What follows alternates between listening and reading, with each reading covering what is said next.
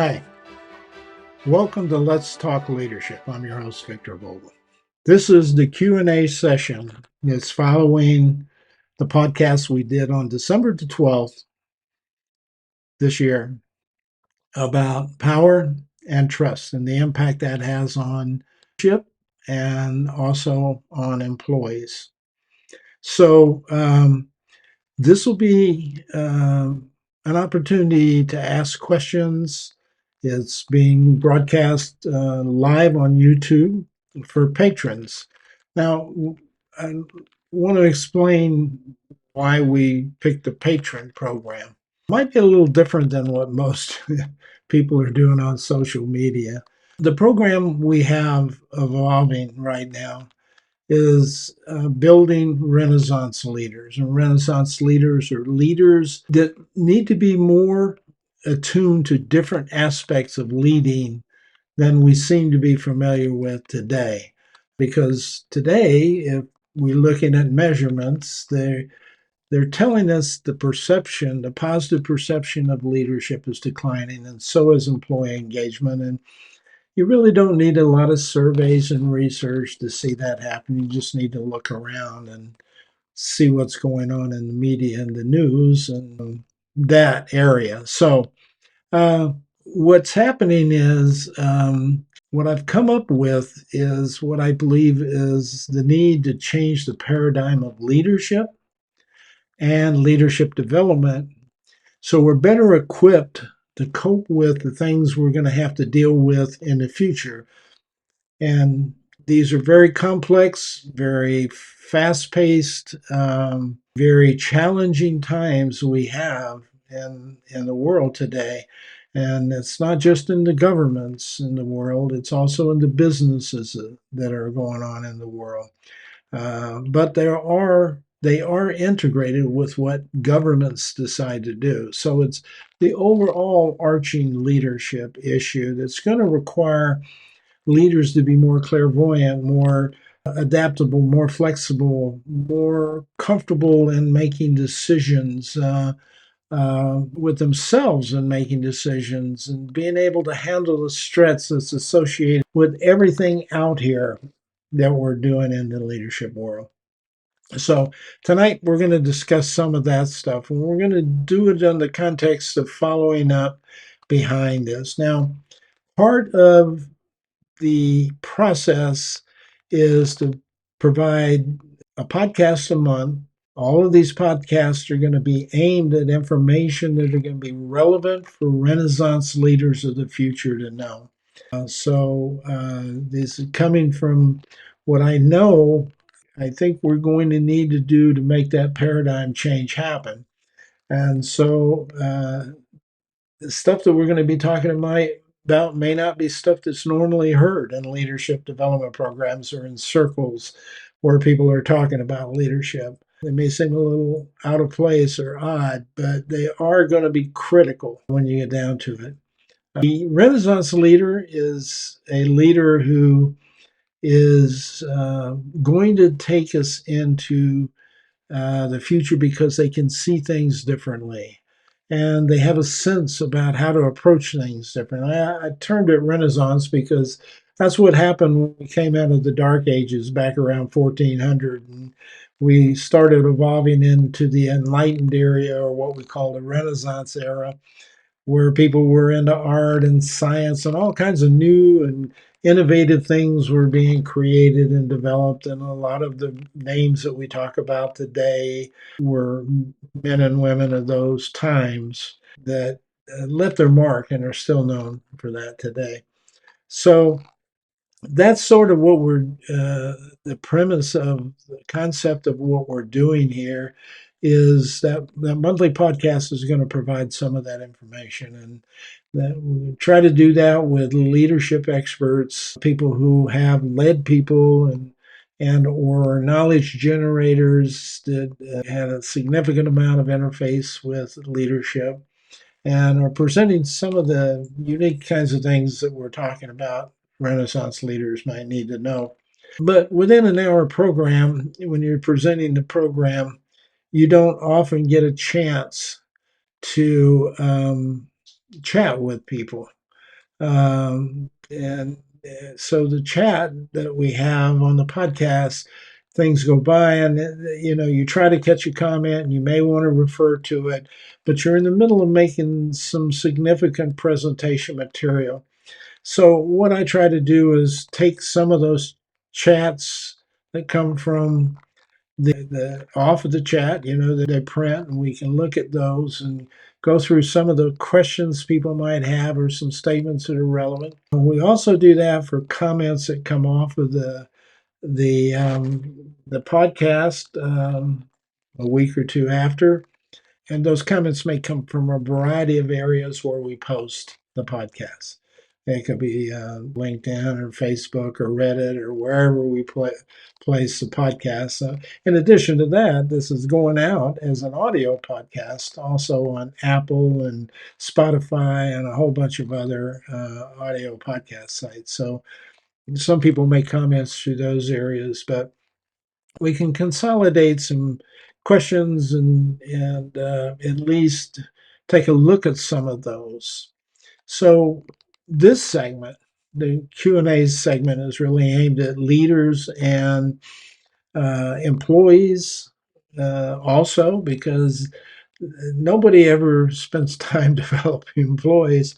They have to figure out how to interact with leadership based on a on the job experience, and sometimes those aren't very rewarding experiences. So, this is their opportunity to see how leadership might work more effectively and then get engaged in telling us what are the pain points and things that we have out there. And we have a couple of ways to do that that I'll put in the description here of this.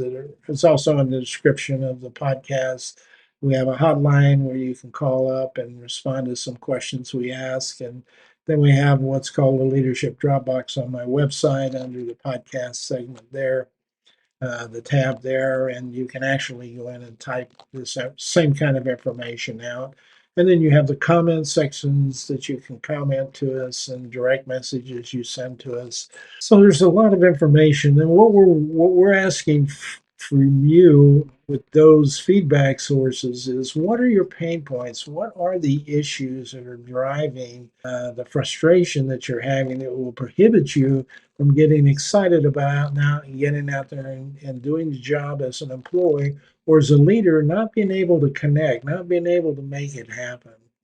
So that's sort of what we're trying to do with this podcast.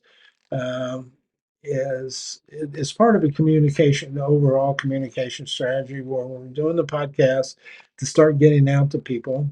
We're doing a question and answer for leaders and employees and those kinds of, I guess anybody else who wants to attend. But these will be patrons. These will be people who are paid subscribers to the program only. And that's because I want to narrow the larger masses down to those who are really, really interested in doing something. Now, I chose this method of patron um, paid subscriber format, probably not for the same reason a lot of YouTube people do. Uh, I chose it because I think it offers an opportunity for people who haven't been in the field before, who want to get into the field, or in the field and want to improve, or are struggling and need some help. Normally, those people would try to seek out a coach or a consultant or a mentor or advisor, whatever you want to call them today. And that in itself is a topic that needs to be discussed some, because it's getting really cluttered and confused. But a lot of these people don't have the funds to be able to apply towards, and that's why they go to LinkedIn and other places and ask questions, trying to get some free information, so to speak. And of course, on there, everything is marketing, and they don't want to give you free information. Or it's a lost leader just to get you in the door so they can charge you a fee. Now, the fees can range. I mean, when I was doing this work, I never did it where I contacted a one on one leader. I was inside organizations, and usually we were changing the environment or culture in the organization, or something that was predominantly an issue across all leadership or leadership in general. And it usually was associated with what we call criterion variables, where they were losing employees, job satisfaction surveys were down, satisfaction surveys were awful, quality of product was poor, whatever those criterion were. Those were the instigators. Then, of course, we were coming in to try to dig deeper and see what the issues were for that. So that led to most of the time leadership, because when you think about it, since the beginning of time, people congregate in groups. They don't tend to live by themselves. Now, I'm not saying there aren't some out there that don't do that, but they're so far and few in between. They're inconsequential, really. The most people congregate in groups, and businesses for sure, governments for sure, everybody, all those people are groups of people. And where you have groups of people, you have leaders, and those leaders, maybe they're informal. They just started doing something, everybody liked it, and they said, keep on doing it and we'll follow you. But or maybe it was the strongest person, the one who's in control and controls money or weapons or whatever it is. They're in control, so they're going to lead. So you have those kinds of leaders, and then you have leaders who are elected or selected or put into place. So what we've got are groups of people, and we've got leaders, and that's always been the case. They tried to flatten the organization through the 1990s, and that failed because the fact is, you have all of these billions of people in the world, and there are just a few leaders. But those leaders drive nearly everything that happens in our life, because people tend to turn to leaders. They want leaders. They want to follow them. They want to do them. They don't want the decision making policy. That's why the flattened organization failed. They forgot to go down and consult with employees about what was going on. And consequently, when they tried it, they want to go, oh, no, you didn't, you misunderstood. We really don't want the responsibility. And most particularly, we don't want it if you're not going to pay us more. Do that, and then we just want somebody else to do that. All we want you to know is we need to be valued. We need to be valued. So we knew that back in 1990s. We're still talking about that today, and that's several decades ago. Okay, so these are things that are pretty clear, pretty concise, been pretty consistent, at least the 50 years I've been in the business. I can watch all of this happen. I watched all of this happen, so I know it's pretty much the case because I lived it and I was part of building it for that matter. And we didn't do too much differently up through the 2000s that we did back in 1970.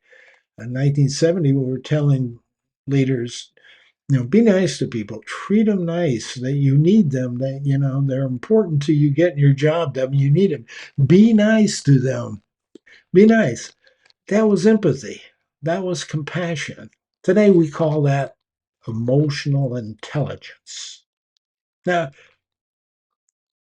I don't want to slight that because I think there's some science that evolved over the time that makes emotional intelligence more impactful, more definitive, more real, not just saying something like we used to in 1970s and 80s. But back then we didn't have the science that helped create this, which was the MRI and the neuroscience, and that's led to positive intelligence and emotional intelligence. And it's given us some insights about what we missed through all of those decades of training people that we now need to pay close attention to. And we are in some aspects of it, but not in a very organized or focused way.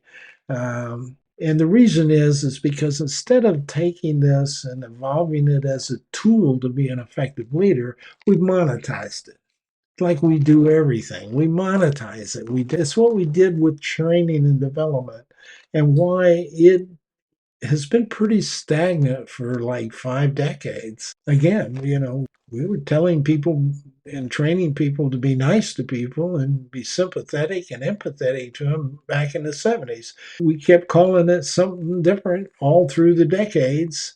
And we're still asking people to do the same thing today, and they're not doing it. So, is it the right thing to do? Really? Is anybody asking that question? Maybe we're not doing the right thing. I think probably we are, but maybe there's something prohibiting that.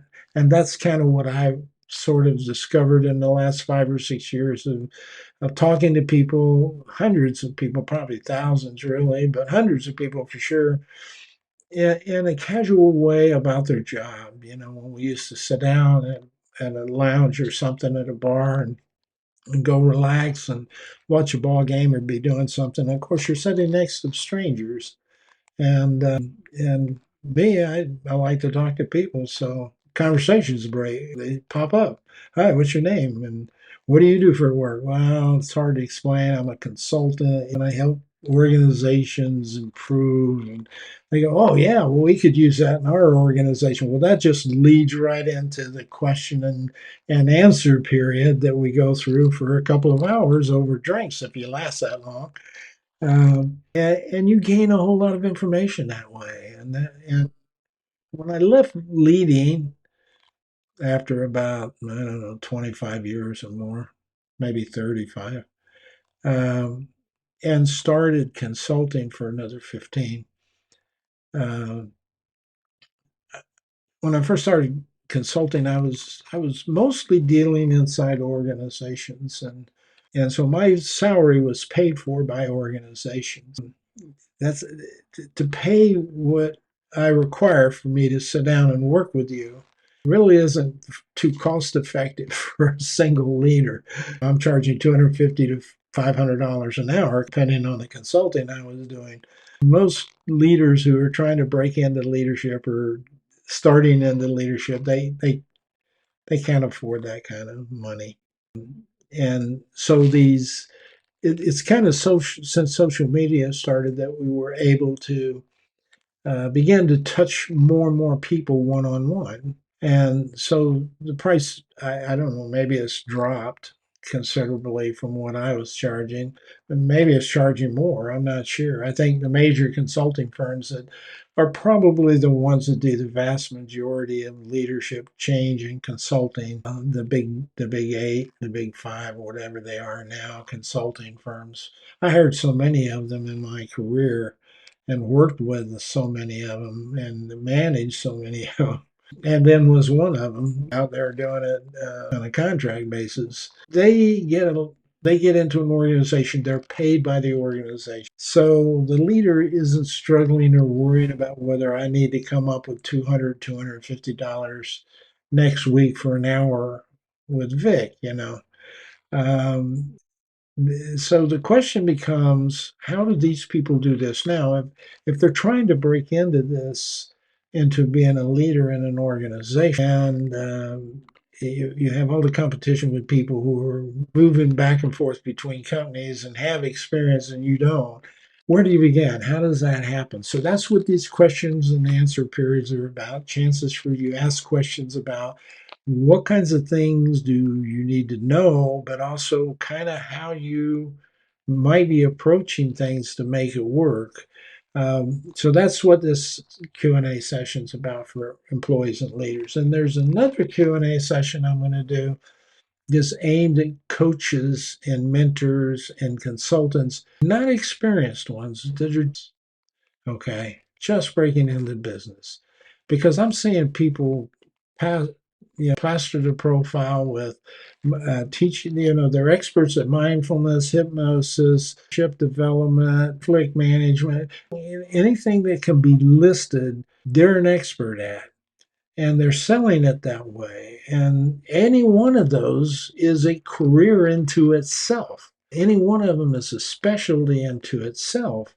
And so when you're saying you can do all of those and you've only been in the market of working, whether it's on your own or for another company, for 5 or 10 years, it's awful hard to believe you're very, very good at it, you know. And then you have the other side of it, which is a whole bunch of people now pushing, getting into helping people brand themselves. And I've never been branded. I have no idea what my brand would be. It's never been an issue. I did all my consulting via networking when I was consulting, and jobs came to me because people knew me. They knew I could do this work. And I came in, we assessed it, we knew what the issues were, and we solved them. It had nothing to do with what I would call a brand. I wasn't known for this or that. I was just known for coming in and doing good leadership change or changing culture or whatever that was and that I was working on.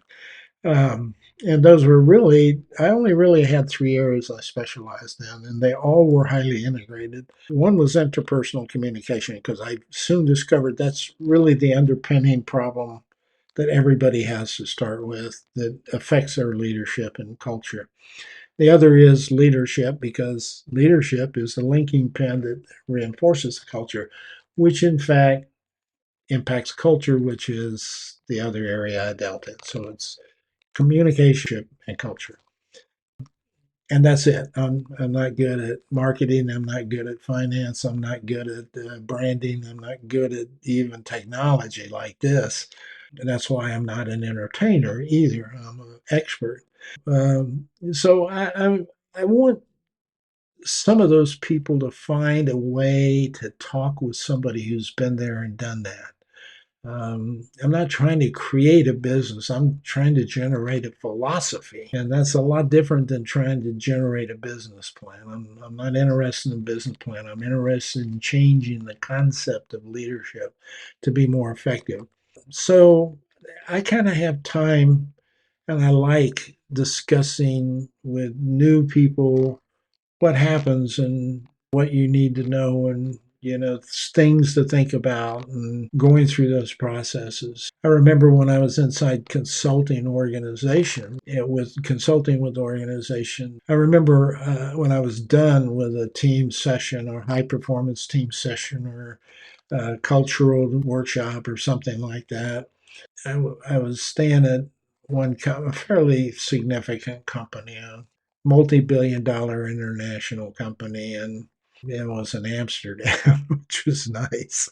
So I was staying at a really nice hotel, the Marriott. Used to work for them, by the way.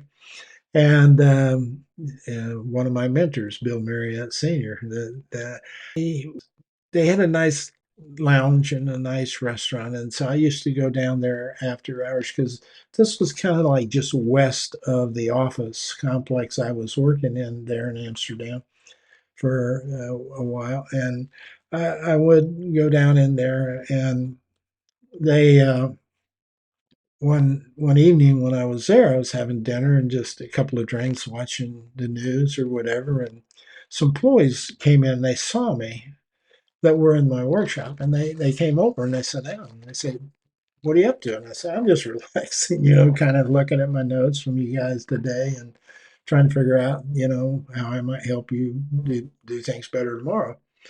And they started talking, and we got into discussions, and they were going, "This stuff probably isn't going to work." And it's not what you want to hear as a consultant after spending a week with folks or two. And they go, and I went, "Well, I need to understand why you feel that way, because I think it could work for you if you give it a chance." And they went through, this isn't part of the company's DNA, and we started talking about why that was transitioning, why that was a problem. And I learned so much more in that one session. I did that whole week I had been with them, and we talked almost 3 hours that night. But then I made that part of my basic consulting model. I just basically said, you don't have to, but I'm going over to the West office. And they said, "Where's it? You have an office west there?" I went, "Well, I'm going over to this hotel or this bar or this lounge, and I'm just going to relax. You guys welcome, come on over and just chat." And that started a whole era of gathering it real information because I learned real quick early on. I didn't wait a week to start that. I just introduced it when I first got there. And it wasn't like a day or two before they were down there talking. And I gathered so much information. It was so vital for the leadership and the executives of that corporation to know and understand. And they kept asking me where I got this information, and I kept saying, well, "This is not stuff we're going to be sharing. I'm laying this down in front of you. If you can refute it, that's fine. But if you can't, then you need to pay attention to it." So these are the kinds of things I want the Q&A to evolve, discussions to evolve, because things like that are things that aren't taught in universities, or you don't learn out of a research book or leadership book that people are working in. So that's what that program's for. And it's also for the coaches who might be new and wanting to learn this kind of stuff. I want to talk about that side of how I did that, why I did that, some other things that I've discovered along the way about assessments and things like that that are important that may be helpful, and they can take that information, do what they will with it, but it's there. Yeah. Now, I chose the patron process for a reason, and that is because it's kind of like insurance, I guess. The cost of insurance would be prohibitive if it was just you signing up for an insurance policy to cover you. There's no way you could pay the expense that they would want for insurance. So, how they cover that is to spread that across a whole lot of people. And that's what happens when I think about subscriber programs. And it's also how people are marketing and selling all this software and everything. They're not selling in one huge chunk at 4,000 or 500 or $600 for a software package like they used to with Adobe or whatever. Well, maybe Adobe's still doing that. But they're spreading it out and they're saying, hey, you can have it for $10 a month. Oh, and by the way, you can cancel anytime you want. That's not a bad deal. For a year, I might really benefit from that kind of a program. So that's that, and I'm every month I can do something different and switch it up if I want, add to it or whatever. But if I run into something I really like, I'm going to hang on to it. Okay. So there's a program here I'm going to talk to you about I used for 45 years. And I'm just saying that I'm looking at the site I'm going to show you here on my screen, and it says 50 years. Okay, so they've been in business for 50 years. You have somebody like that has that kind of quality, and you have somebody like me who's used them that long. You probably want to consider maybe that would be something I could use. How would that work? So that's what I want to do in the second part of that. I have two Q&A sessions following each podcast. All of them kind of focused on that podcast information, but taking a leader and employee perspective on one end of it and how you would coach and mentor it in the other end of it, so that you're getting the knowledge and an enhanced evaluation of that knowledge and the use of that knowledge through question and answering. I don't really expect to have anybody here today doing this one because, frankly, I haven't advertised it, I haven't put it out there. I'm just launching this in the very beginning, but I have a couple of questions that I picked up off of a couple of people just to give you an idea of how this is going to work, but also answer those questions or try to answer those questions to give you an idea of how we could have a discussion here if you allowed it. Now, sometimes it's going to be an hour, sometimes it could be 2 hours. I'm not opposed to going longer than 2 hours if I think we're really going to get some valuable information out of it. This will be recorded. It's on YouTube Live. It's being recorded. So it will be available to patrons, people who are part of this subscription program that helps me pay for all this stuff that I have to use to get it to you. And you have the flexibility to go, that'll be free to them, and you have the flexibility to go back and look at it and go through it over and over and over again. So it becomes a reference book for you, if you will, a digital reference book, and you can use it to enhance your knowledge basis. So let's delve into a little bit of what we might be talking about now. In the podcast, we talked about two things: um, power and trust. And I'm telling you right now, those two things are probably two of the most consequential things you will deal with as a leader, impacts you as an employee, and as a consultant or a leader trying to lead.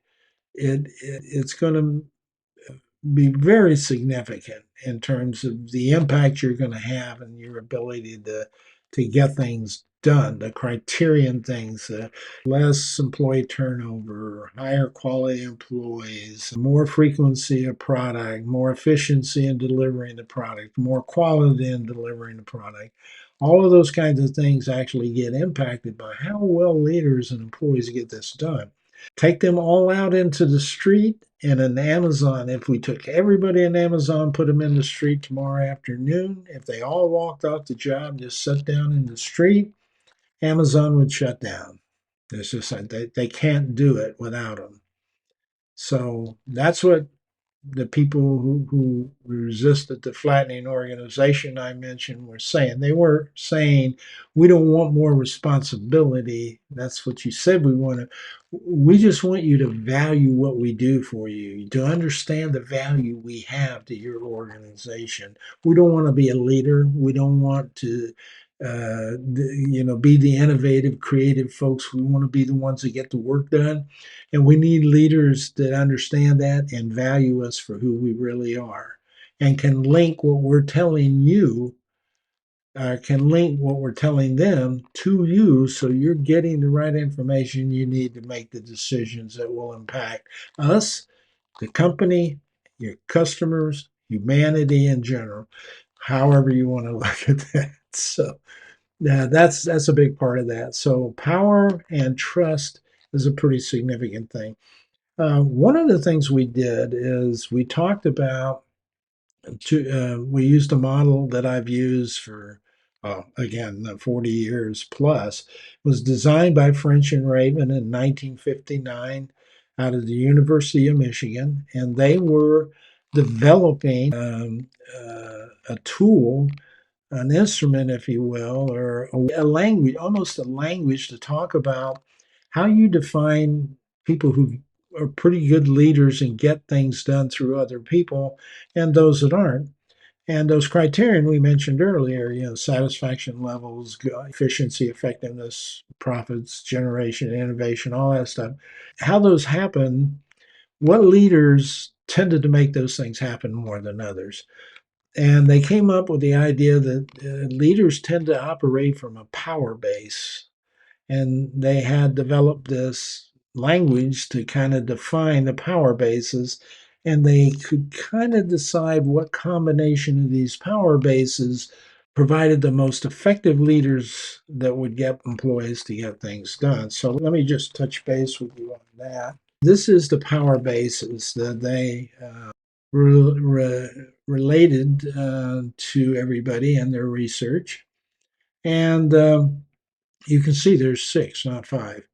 There was originally five, and the sixth one came along during the information technology era back in the late 70s, early 80s. People were beginning to take French and Raven's concept and processes and measure how information could be perceived as power, and did a pretty good job of it. So there's really some instruments out there now that are beyond French and Raven's instruments that measure this very effectively, all six power bases. What they said was you have leaders who are, I want to begin with coercive. You have leaders who believe the leader can inflict punishment on the subordinate. Then you have legitimate leaders, and those are leaders by definition of the leader's position. The leader has the right to prescribe behavior change for subordinates. In other words, I am the manager of something or the director of something, therefore, you work for me, therefore, I can tell you what kinds of behaviors I want you to behave by, what things I want you to do to get what we need to get done and done correctly. So that is a very legitimate, and that's a signed role that I have. I'm placed in that position. There's a title, and it's a sign, and it's a legitimate leadership base. Then there are the expert power based leaders, and that the subordinates believe that the leader is knowledgeable and competent and possesses skills the subordinate does not have. So these are people that leaders look or that followers look up to. These are leaders who know more than they do. They can learn from that leader. The leader can solve their problems. The leader knows more about what they're doing than they do. And sometimes that's not necessarily the case in today's time where people are moving from company to company. They may walk in and that leader may not know as much as. So that can be the negative side of that. Let's jump up to the fifth one. I just start with a five and then we'll work down to the information. Reward power is the belief that the leader can provide rewards for subordinates' change in behavior. In other words, I want you to do something bigger or better than what you're used to doing. Consequently, I can increase your pay, I can give you a bonus, I can incentivize you, I can give you more time off. There's a lot of rewards out there I can use to alter your behavior that you will really enjoy. Consequently, also, to show you how these interact, as a coercive power base, someone who can inflict pain and punishment on a subordinate, and I hold the title that allows me to do that, manager, that's the legitimate. So if you combine coercive and legitimate power with reward power, the way they use rewards is they say, if you don't get this done, I'm going to fire you, or I'm going to reduce your pay, or I'm not going to give you your bonus. I'm not going to give you the time off. I'm going to give you a different job that is not nearly as rewarding and energizing and has growth with it. I mean, they have a way to do that. So you can see how these interact. You can turn them into something exceptionally negative, or you could be a leader who has the legitimate title. You are much more knowledgeable than your employees. They really uh, trust you, or they really believe you know what you're talking about, and more than they do, and they can come to you with problems, etc. In addition to that, you have the ability, if they do react the way you want, they can take that and provide you with a positive reward. They can increase your salary. They can give you a larger bonus. They can give you a better job. So you can see how these can work together to either be negative or positive. The fifth and last one that French and Raven looked at was the subordinate's ability to establish positive relationships with the leader. Leaders were approachable, likable, they were compassionate, they had empathy, they cared about the employee, they wanted them to grow. Now, this is the one you can't combine with coercive power. It doesn't work with coercive power, but you can combine it with the legitimate power. That person can be assigned a legitimate role. They can also be perceived as experts in that. And because they're approachable and they communicate well and they're down amongst you and they have empathy for you and they care for you, and they can use that power along with their expertise and legitimate role. Those three right there are perceived as the most powerful, most effective leaders in an organization. Now, you can take information power and apply that in any of those situations. The ability of the leader to provide or withhold information important to the subordinate. So the subordinate you could say, hey, look, here's the deal. I'll let you know what you need to know when you need to know it. They don't spend any time going down talking with their people. The people may never ever see the leader. This is one of the big problems with the organization as a whole as you go further down in the organization and the top of the organization, why leadership is so valid and so important as a linking pin, because the top of the organizations and many of the problem organizations that I dealt with, they in fact did not have a clue as to what was going on and throughout the organization. It was just a wake up call to them. They heard things that they just couldn't believe. They thought were happening that weren't, feelings that were expressed that they didn't understand. And it's because they were not referent. They were not approachable. They were not likable. They did not leave the sixth floor, the 10th floor, the 12th floor, whatever floor that C suite is on, and go down and mingle among the people whom they were the leader for. They were the ultimate leader for them. They were relying on all of those intermediate leaders to do that. And if those people weren't trained or effectively grasping the role of the leadership, and most of them, or a lot of them weren't, that's why the perception is going down. Uh, they don't understand how to grasp these concepts and integrate them in a way that can work both ways, down to the employee, building a communal relationships amongst departments so that you come across as an organized team and not battling each other for budget money and whatever. And also being able to go up and not be afraid to sit down and be able to feel comfortable to walk in to a board session meeting and sit down with those people as a manager, as a director, or as a low end vice president and talk about things that they need to hear and feel comfortable about that. And that's what we haven't developed in leaders.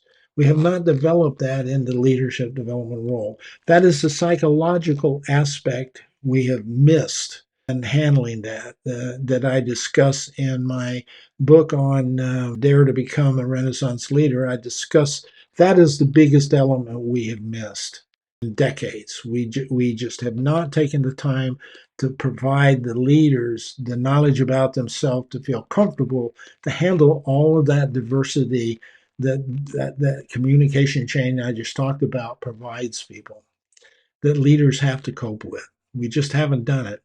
And it's consequently we're seeing the results of it now. But it's something we can correct and turn around, and I've got solutions for that deal with both the psychological side, the sociological side, and the interpersonal communication side as the models for change and also for the development of leadership change.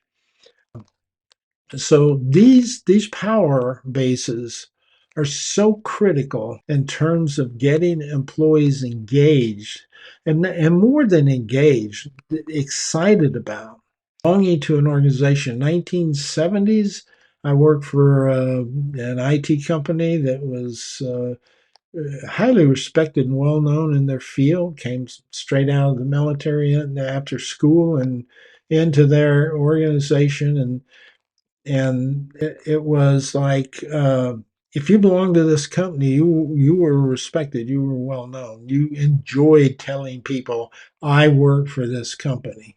It was very invigorating, and that was true about a lot of companies back then. That basically has dissolved over the decades. So and it's because these power bases, these kinds of things are not being linked in a way that leaders see how they interface with the organization, with each components of the organization, like employees, teams, and departments, and how that all integrates and where interpersonal communication plays in being able to ensure because you can't do any of this stuff. You can't be a referent leader. You can't be an expert person. You can't share information properly.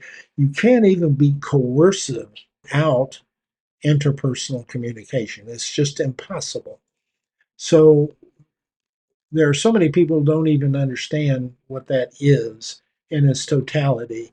And we don't teach it in elementary school, high school, or even universities. I've had to work with PhDs, 5, 10 years experience, who weren't able to get a department together to make a program work well that they designed. They just couldn't get it across. And their big problem was their leadership style and their approach using these power bases and how to do that from an interpersonal communication way that made people want to give them the power and that would build trust. So this is how trust gets built. This is a big element of how trust gets built. So what I'd kind of like to do is share with you a little presentation on trust, and I want to let me just bring this up. This is where trust begins. This is part of a presentation I do in my interpersonal communication communication curriculum. It's 9 courses. It's 20 hours of work over the course of a month.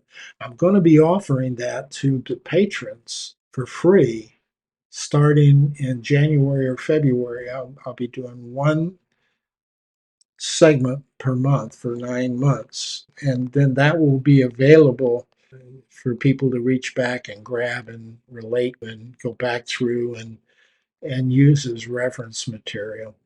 So that's another element that, as a patron, you're going to get that takes the expense. This course is $500 per person, by the way, if you're not a patron. Uh, and so it comes in. I do it in groups of 5 or 6 at a time. It's also material that when I was inside an organization, I did a university where I did some of this kind of work, and I charged them $25,000 for the team effectiveness program over 4 days of building this information into their program. So that's an example of how much money you can save when you spread this out in a program like the Patron. But trust, okay, so let's take a look at trust because I want to, or correlate, if you will, how power interfaces with trust and how it's used to build trust. And so if we look at the definition of trust, it's a firm belief in the reliability, truth, ability, or strength of someone or something. So someone would indicate that that could be intrinsic or internal trust. And that might be something like self confidence. Self confidence might come from being extremely knowledgeable, impactful, and comfortable with who you are. So you can see why that psychological side of leadership would be really important there. External trust comes from something like trusting in someone's physical strength or something's capability. Perhaps it's a software package like AI. Can you trust AI now? Do you really feel comfortable trusting it? Or if you fell over a cliff and someone grabbed you by the arm and you felt the strength in their arm and the muscles in their forearm, and you just knew they had the grip on you and they were going to pull you up and you were going to be okay.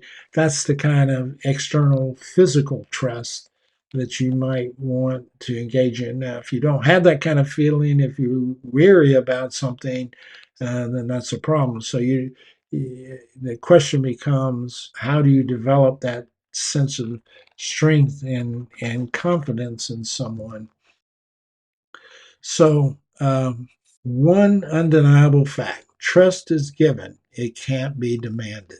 Trust has to be earned, it can't be commanded. So, you can tell someone, if you're a coercive, power based person, if you don't tell me you trust me, then I don't need you on the team. If you can't trust me, they might say they trust you, but you still don't know whether they trust you. You can't command that using a coercive approach. It just won't work. And that's why people think that power is what builds trust. In reality, it's not. It's actually the opposite. Trust equals power. It is the people who trust you who grant you the power to lead them.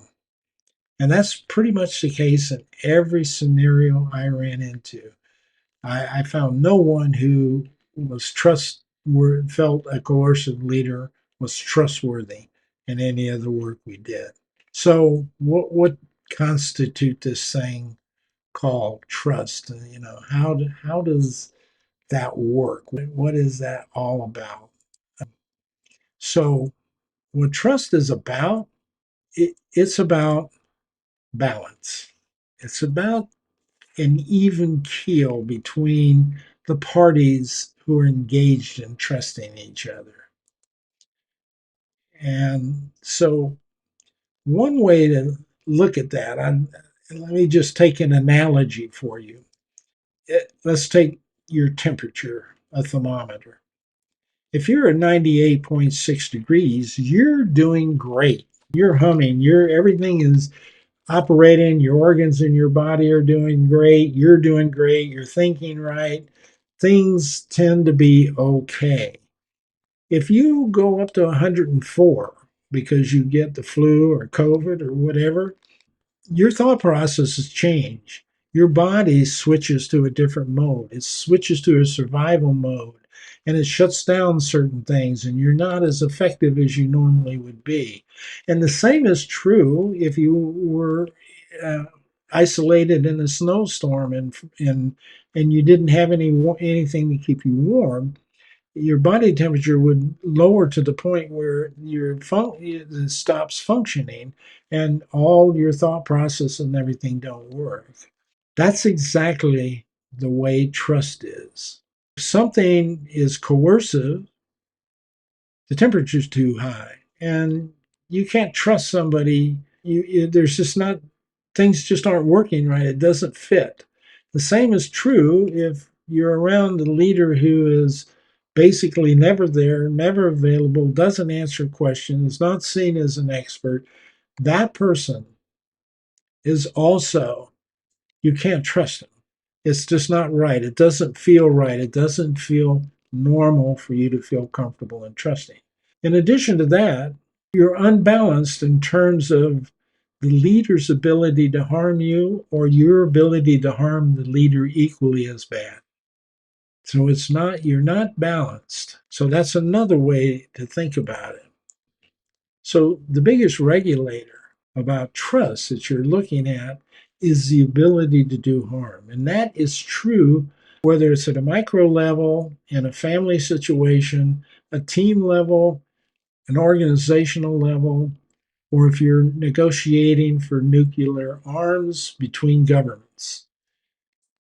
If one is perceived as able to do more harm than the other, by definition, for whatever reason, the trust is lowered until that ability is balanced. When you have nuclear weapons, if one country has all the nuclear weapons, nobody trusts that country anymore. They just don't know what they're going to do to them. If all countries had the same nuclear weapons, it's kind of easier to balance the trust because they all know that they can all launch equal amount of nuclear weapons. What's kept the balance for nuclear weapons in place for a long time. And why it's so important that those negotiations happen on a regular basis. Now, let me go back. Let's take the teeter. Let me do it on a more basic level. You have a teeter totter. You have two girls, both of them on the ground, and they both have their feet on the ground, and they're friends, and they're enjoying the playground. They're having a lot of fun. They like each other. They've been friends for a long time. And one little girl then pushes down and takes the other girl up in the air, and she's excited about it. She likes it. It's fun. And she says, "Okay, now let me down, and then I'll do it for you." And the little girl in blue down there says, "Nah, I don't think I'm going to let you down." She's playing with her, of course. But all of a sudden, the other little girl's attitude towards her changes. Well, wait a minute. I need to get down. She goes, "No, I don't want to let you down." The more that happens, the more that imbalance happens, the less that trust between those two girls continues to build. it begins to deteriorate until they get equally on the ground, and that could possibly be regained. But it may never be regained, because when they get back on the teeter totter a week from now, that little girl in the yellow shirt still might be wondering whether that other girl will keep her up in the air or not. See, so you lose that trust, you can lose it really quickly, and it's extremely hard to get back, because you perceive from a coercive standpoint of power. You're perceived as someone who's unbalancing the control, and that's what you have to do. And as a leader, is you want to balance out that ability between the employee and the leader, and each of them to do harm. So that's what happened with the flattening organization. We want to be considered valued, is what they said, and what that really was saying to the leader is, look, you need to understand that if you don't have us, you're not going to be successful. But we understand you pay the paychecks and you put the money in. And we want to respect that without you, we wouldn't have these jobs, and that would make life a lot more difficult for us. So, how do we get this down to the point where we can balance this so we can trust that you're going to do what you say you're going to do as a company? And then in the 80s, and particularly in the 90s, we went into the whole acquisition divestiture thing in a big way. And it seemed like it exploded. And all of a sudden, we were laying people off, not because they didn't do good work, but because we were dealing with trying to meet shareholder equity. We went from a understanding the purpose of why we were in business and everything we were doing to help employees, to trying to make more money. So we became unbalanced. And now we're trying to get balance back again. And it's extremely difficult. How do you do it? What makes up trust? How can we see it? How can we observe it? Warren Bennis and Bert Nanas said this, and had a good conversation in San Francisco at a webinar, a seminar that Warren Bennis did about leaders in the book about this whole issue. And it struck me, and I'm paraphrasing some of these. I mean, if you want to know the full details, I think I have this on my website, my resources book. You can click on it in Amazon, get to it quickly. It's a real good book that's still extremely relevant today. And I'm sure could be relevant. A lot of the information in it could be effective in terms of building Renaissance leaders. Uh, what he said was, one of the things that builds trust and makes the balance happen is competence. Uh, Research has shown that employees associate leadership with power, with knowledge, and approachability. French and Rabin, 1959. Same stuff. The same stuff. This happened, I think this book was in the 1980s. I can remember it was earlier, the middle 80s, this research. And it just paralleled and perfectly complemented the research done in 1959, almost 30 years before. So that's one of the things. Knowledgeable leaders are perceived as competent in all aspects of their position and often granted power by employees. Granted power by employees. They can't command it. The employees give them that ability. And that's where the real engagement begins. That's where the real push for going above and beyond the duty. Competence allows a leader to request unusual and above the call of duty behavior for employees. And the perceived lack of confidence on the other side will cause employees in many cases to doubt leaders, which can lead to hesitation in job performance, what we call quiet quitting today. It's not new, it's been here for decades. So competence is critical to trust. You have to have confidence to have trust. Consistency is another element.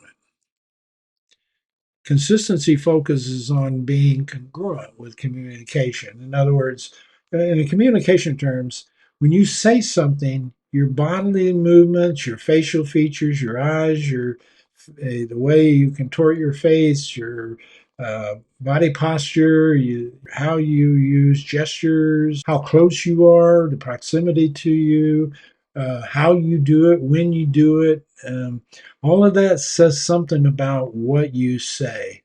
I was talking to my granddaughter just the other day about this, and we were talking about the importance of congruency, and which we'll talk about in a minute. And I'll show that story a little more as we go into that. But consistency is important.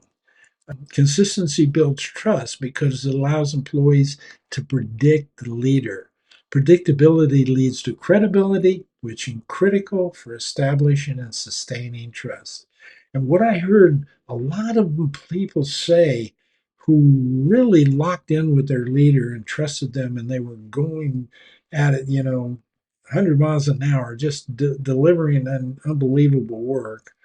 I used to hear them say, "Yeah, we can probably finish his sentence for him," or we know what she's thinking now, so we're not waiting. We're going to do something with it. So they can predict the leader. The leader is extremely predictable. That is a really, from a consistent standpoint, that's really powerful stuff in terms of creating feelings about you as a leader. And then there's compassion. Compassion requires a leader to be an active listener. It indicates to the employee a sense of concern and caring. When leaders show compassion towards employees, it makes the employee feel valued and wanted, a member of the team. A lack of empathy by the leader can indicate a sense of not being respected, used. Leaders can often express compassion through tough love. You don't have to be, mushy and gooey and all of that to show empathy and compassion. I had a boss like that. He was a line supervisor way back when I was a young guy and pulling cable TV when it first came out on telephone poles. And this guy was tough and gruff, and but he was the same guy that would be at your house with a meal when you were sick and you couldn't cook for yourself. You didn't feel good, and he would be on your doorstep with a meal to help you out. He also wanted you to be better at what you did. Leaders are often perceived as compassionate and caring by providing employees with critique and nudging them when they are not performing well. They apply compassion when critiquing and instructing others, or it will be considered insincere by the employee. They're not being ridiculing them, they're helping them with them. They're saying, "You're not hitting the goal. Here's what's going on. And I want you to hit this goal. I know you can do it. I believe you can do it. Let's get on with this." Now, if you ever reach a point where you can't, you're that compassionate, you're that caring, and you're doing that, and the employee is not responding, it's not right for the employee. But then there's a way to do that. And I used to call that firing with finesse. And it involves how you lead when you terminate somebody. And then there's the congruity that we talked about. Being congruent means your behavior reflects your statements. Your actions associated with your behavior allows you to have predictability, which builds trust. Leaders that don't behave congruently often make such statements as, "I stated my concern. I don't understand why the employees, continue to behave the way they did." Often the leader's nonverbal behavior differs from verbal directives. Perhaps they didn't even come down and talk to him about the problem. They just left a sticky note on their desk or sent him an email. Like things are going today, you can get fired with a text message and not even realize you had a problem. Incongruency leads to confusion and chaos. It is the cause of conflicts and misinformation. People at times use incongruity to create deception. That's called propaganda. You're seeing it alive and well today. Lies are often associated with and discovered through their incongruity. The more you lie, the more difficult it is to stay congruent and on track. You just start contradicting yourself. You're also seeing that a lot today. Incongruent leaders appear deceptive create confusion, and are really not to be trusted. It's just that simple. Now, these four things are the things that deal with leaders. And I'm not going to walk you through the key takeaways. This is part of, like I said, a larger program on interpersonal communication. There's a lot of stuff in here about communication may not make sense to you as a key takeaway. But those four things are important to understand. So I've kind of put a comparison together here I want to share with you. So if you started looking at what we just discussed on the right and compare it and say and look at what you need to do to be effective, to be considered competent, what kind of power base would you want to be using? What you want to use expert power for sure. You'd want to be able to share information because that makes you appear to be competent. And you'd want to be available because the more people come to you, the more competent you're perceived to be.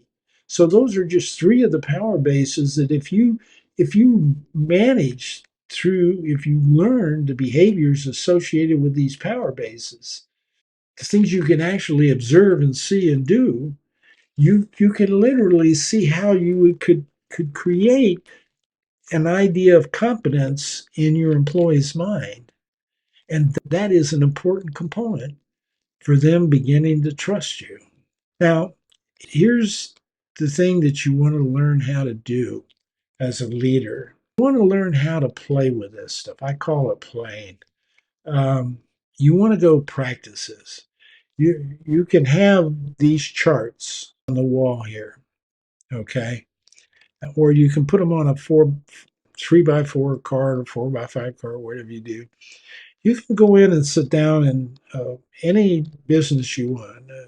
You could look at a restaurant. You can look at a clothing store. You can look at, well, just about any kind of business you want where you can see the manager is out doing things and so are the employees.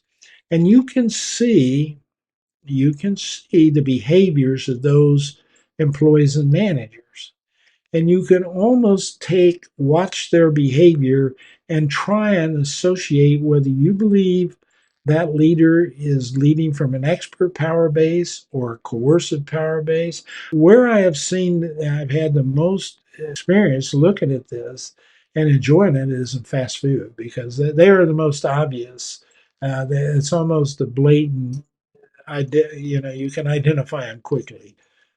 But I've also done it in lounges and bars and restaurants. I've also done it at the airport, watching people, interacting with other people and determining how they interact with the person is almost a direct reflection of how they interact with the boss.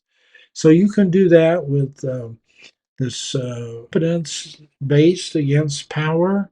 You can do that with consistency, same thing. Where if you're looking at building consistent when communicating, living up and doing your word, being congruent, that has to do with how you share information. If you withhold information all the time, people have no idea, and you simply tell them, "I'll tell you when you need to know," or "You don't need to know that. Just trust me." Or when they tend to say something, they say it it's kind of like I was telling you with my granddaughter. I was telling her about congruency and consistency. I said, I want you to tell me. Um, Let me kind of come over here for a second and take you off here. So, what I was telling her is, I want you to tell me what you think I really mean when I do this. Yes. Now, what did I really mean? She didn't even hesitate. She's 10 years old. She didn't hesitate. She said, "You meant no." I said, "But I said yes." And she says, "Yeah, but you meant no." And so that's the power of nonverbal communication. So you can see that in this when you compare these. You can do it also with compassion. the referent person who shares information. The more information you share, the more you know about your people, the more approachable you are, the more you interpersonally communicate with them, the more you're going to know about them, the more you're going to come up. When you say something like, you seem upset, they equate that with you care, as opposed to, why are you asking that question? Because if you say, I think you're upset, and you come across as insincere with that, the employee reads that like a book. Some of the things uh, that you find within organizations as you go down now, how do you find those things is an interesting question. You, I'm trying to move a slide down here so I can show you something else here. Hold on 1 second. It's my technology issue at work here again. The first thing I'd ever do when I go into an organization is I assess it. Before I even sit down with one person, before I start talking, before I even make a proposal, I tell executives I need some knowledge. I need an assessment to give you an intelligent understanding about what your issues are and also what that might cost you to deal with those issues. And normally I set up two parts to that. I said, I'll give you the proposal, but let's talk about what I'm going to give you with the assessment. And you can look at that proposal, and if that's all you want, that's fine. If you want me to come back in and help you with this after I talk to you about it, that's fine too. If you think you can do it on your own, that's fine too. But you need the assessment.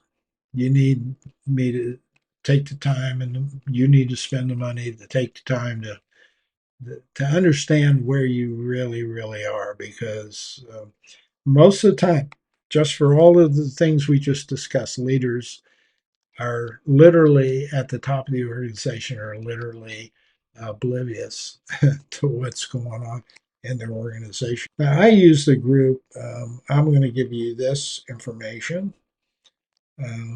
This is a group I've used consistently over the years. It's called Human Synergistics. They have all kinds of activity. Let's see here. No, I want to go back. All right, this is their head lead page. They have molded a multifaceted assessment in place, and I'll just let you go through this. I'll put this link in the description, but these are 360-degree assessments. Most of these are all where your employee rates the leader rates themselves, their peers rate the leader, the boss rates the leader. In some cases, stakeholders like vendors and investors and people rate the leaders, and provides you what's called an organizational culture inventory. And so you get a pretty good understanding about the culture. You also get a pretty good understanding about the leadership and the leadership's work styles that go along with this. They have different programs to work through those leadership issues. So um, there's these are done, and I started with these people before they became human synergistic. They were actually part of a group called Acumen out of north of San Francisco. I first went up and talked to them about doing work. I was dealing with that group. Eventually, they merged and separated and went different directions, and I ended up picking this group because of Dr. Cook and his knowledge out of the University of Chicago in these areas of assessment, and particularly in these particular areas. So you get the strength of individuals, you get team assessments, you get leadership assessments, and you get organizational overview, cultural assessment, all focused on how to change every one of these. And it all kind of comes in as a significant organization that you have, that you can get out of a fairly there's several assessments, or you can just pick and choose and combine what you think you need. So it's easily customizable. Also, they're super people to deal with. The data you get comes quick and it comes comprehensive. It lays it out. And this was always my trying to see here. Their individual groups, teams, leaders, managers, organization. The whole thing's right here. All the information is right here. If you just pause it right here, you can even reach them by phone or whatever. The people I worked with, I dealt with for, like I said, over almost 3 decades of doing this assessment and that kind of work in that area. And these people are exceptionally good. They're exceptionally good at getting the work done and getting to. They also have consultants that you can hire and come in and do that if you happen to be an executive and you just want that done in the organization. And then you want to take your information and go do something with it. I've used this to turn so many, a full billion-dollar plus international corporation, an assessment that was, you know, engaged in all over the country, all over the world, and really did a full major corporate transformation, organizational transformation, a multi-million dollar project built into that really helped this organization. They were really moving to divest, and they were able to convert a lot of things that helped them do that because they were able to change their image and everything in everybody's eyes as they went through this. It was the people in that company were absolutely phenomenal. Allowed us to do some things like getting things ready. So when they walked out the door, they took their severance package at the when the divestiture day was come. They took their severance package. We had already working with the human resource department worked them into companies. So they walked out of the door with their severance package in hand. In many cases, went to jobs making more money or equal money to when they were working for this company. And that came from the assessment, the cultural transformation that allowed leaders to think about differently how you would do a divestiture and how you would do a layoff scenario to where people would not everybody got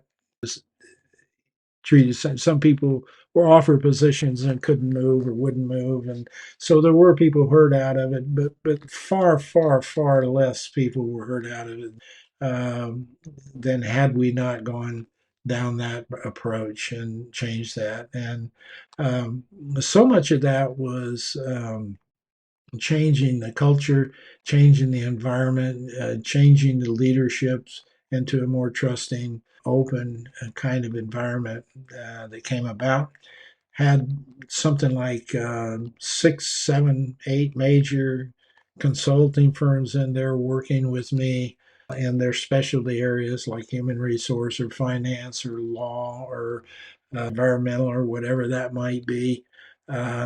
We had different groups in at different times. We primarily run by the leaders of each one of those functional areas that we train them how to do this effectively.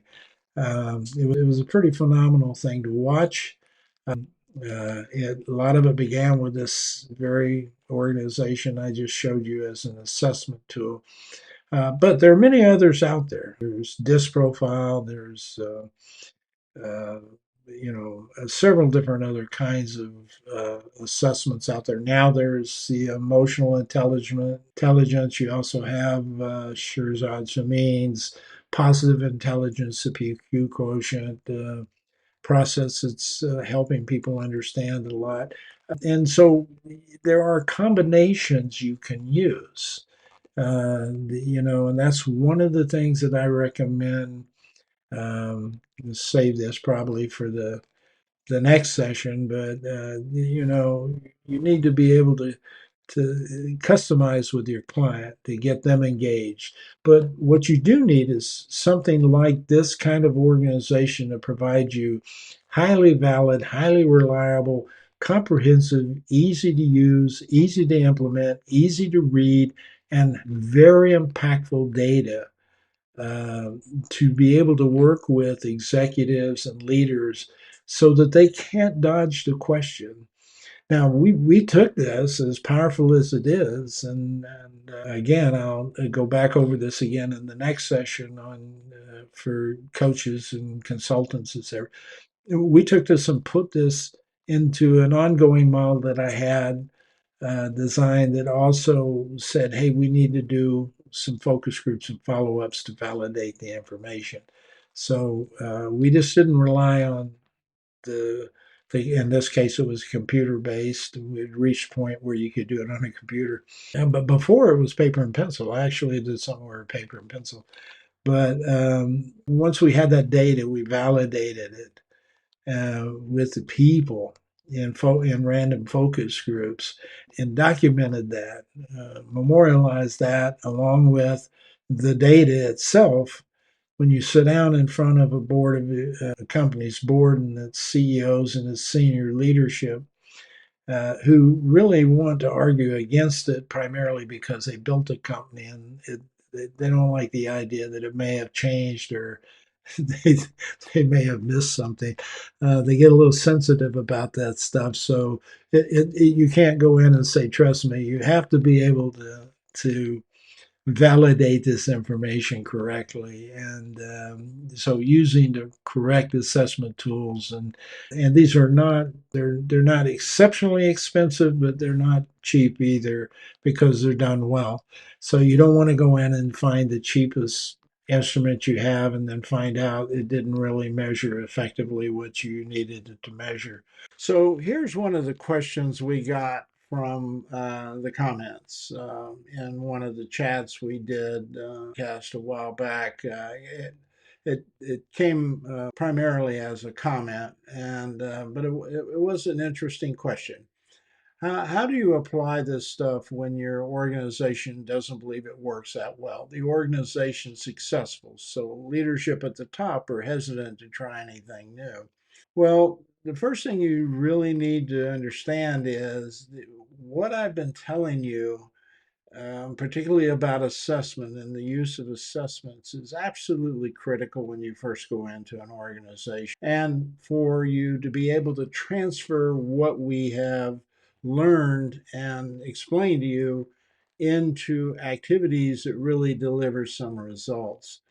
And it all begins with that assessment.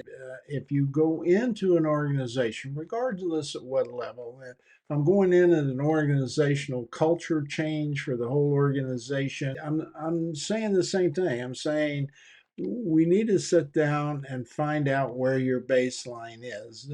Don't you think that makes sense to understand where your baseline is against some standard that we know is along the lines of best practices?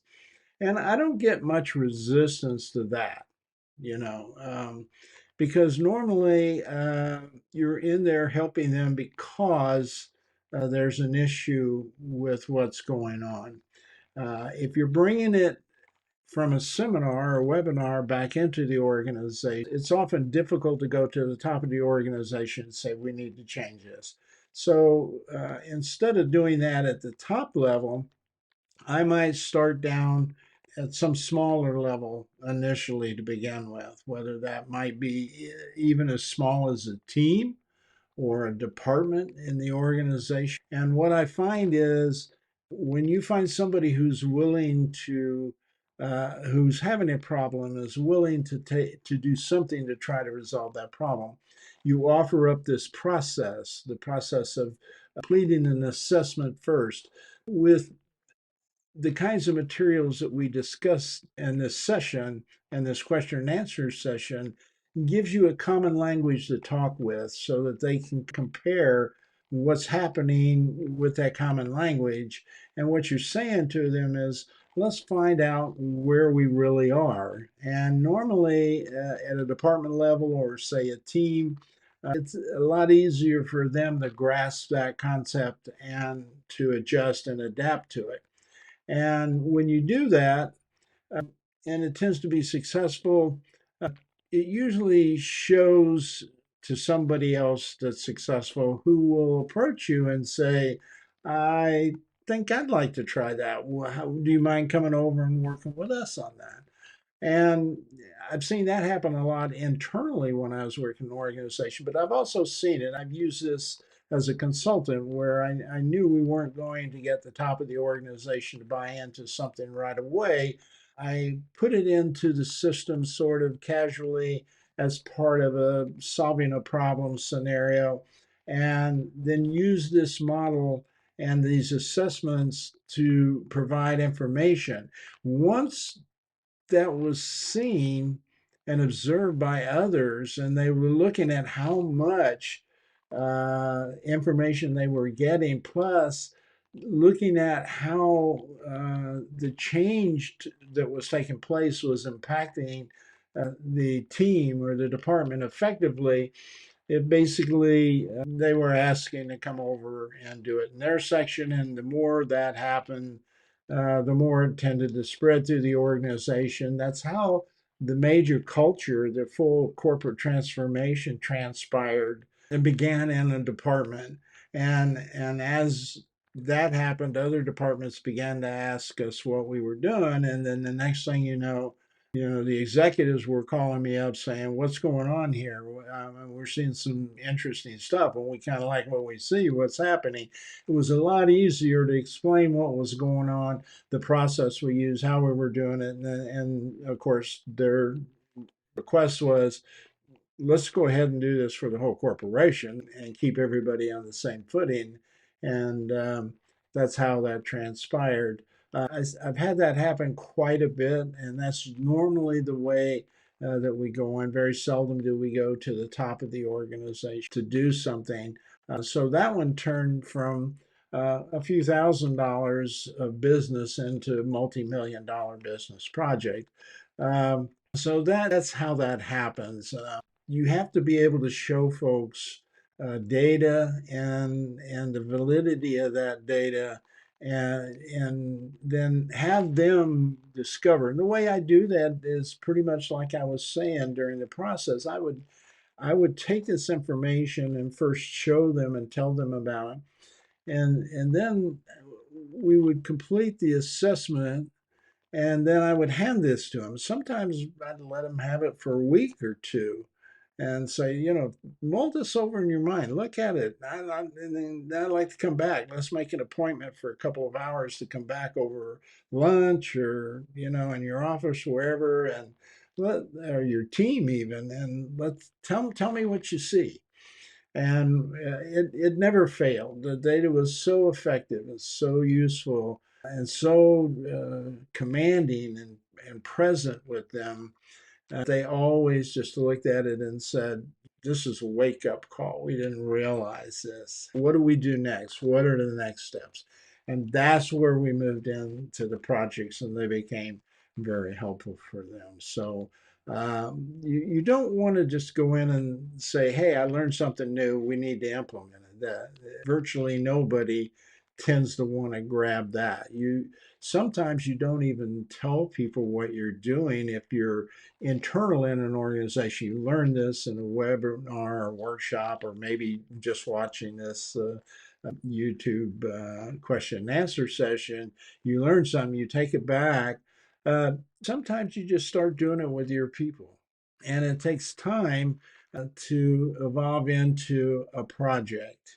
Okay, it takes time for people to grasp it, see it, watch it work. It becomes successful, and then it's more. It's kind of, I call it the inoculation approach, and basically it's along the lines that if we went back to COVID, there's a major virus. It's a problem, and when you inoculate somebody and they don't have a problem, and then more people get inoculated, eventually the problem disappears. This works on that same premise. Once you get a leader or a team or a department to buy in and they do this and it works successfully, Then others see this and then they want to do it, and then it begins to become infectious throughout the organization. And the next thing you know, you have senior leadership very interested in wanting that to work for them also. And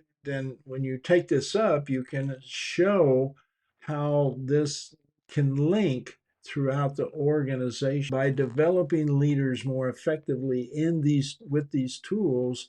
uh, what they would like people at the bottom of the organization to do can better be communicated if all these people in between are highly trained and skilled to do it.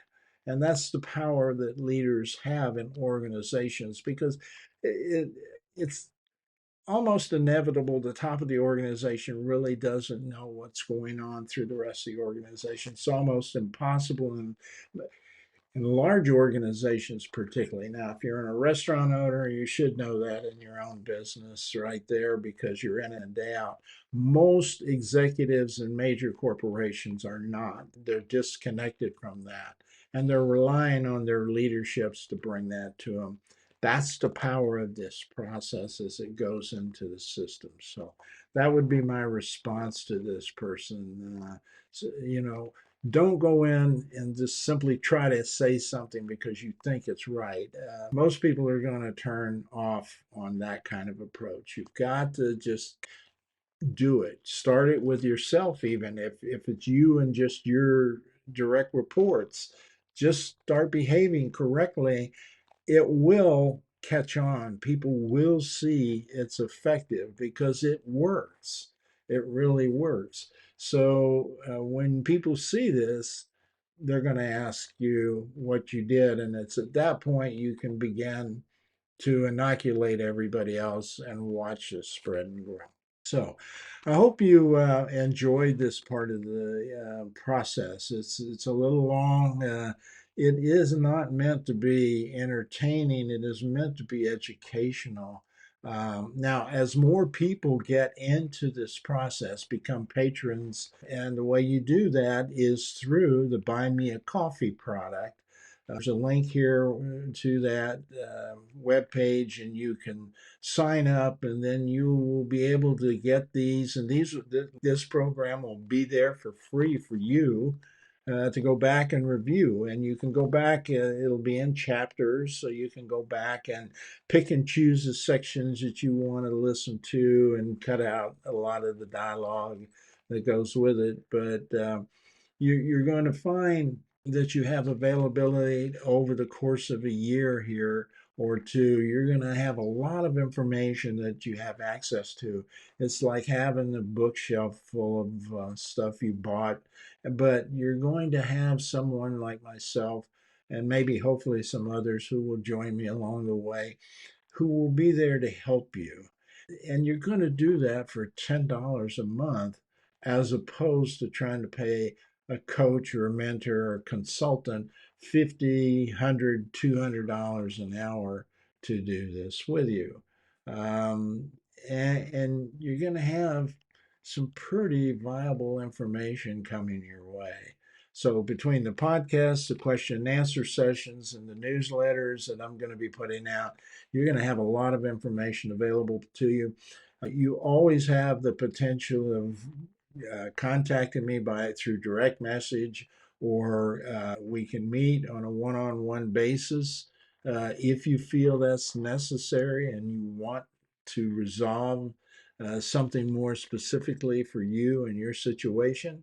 That's always available, but you can also do that by coming on and asking a question here, and even coming on live with me and discussing with me, so everybody can benefit from our dialogue. So, that's the way I would do it. You're already paying $10 a month for that. Why not hop on with me and let's talk about it?